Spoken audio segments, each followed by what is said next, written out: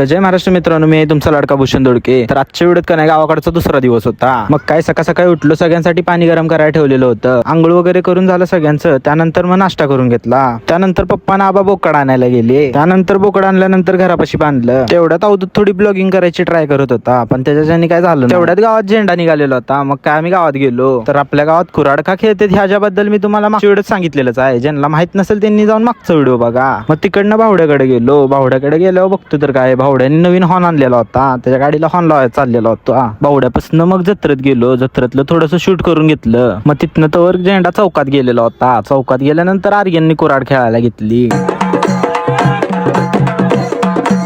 मग काय तेवढ्यात तिथनं झेंडा पिराकडे गेला. पिरापासून घरी आल्यानंतर घरातल्यांनी कडेगावला पाठवलं. कडेगावरनं जाऊन येतोय तेवढ्यात मटण शिजलेलं होतं. तेवढ्यात घरापाशी एक आजी आल्या. त्यांना बेलाचं पान पाहिजे होतं. मग काय त्यांना बेलाचं पान काढून दिलं आणि परत मग बेलाचं पान काढल्यानंतर पिरापाशी गेलो मम्मीला घेऊन पाया पडायला. तिथनं पाया पडून येतोय तेवढ्यातच गावात बैलगाड्यांच्या शर्यती सुरू झाल्या आणि ह्योच तो काल लावलेला महाराजांचा बॅनर. तर गाईस घरी आल्यानंतर परत कुर्ता वगैरे घालून घेतला. त्यानंतर मग सगळी आम्ही घरातली पाया पडायला निघालो पिराचे दर्शन घ्यायला. पिराच्या इथनं दर्शन वगैरे घेतल्यानंतर आम्ही परत गावात गेलो. गावात गेल्यानंतर थोडंसं वाईट जत्रात फिरलो. तर आजचा ब्लॉग इथं संपवतो. आवडला असेल तर लाईक शेअर फॉलो करून घ्या.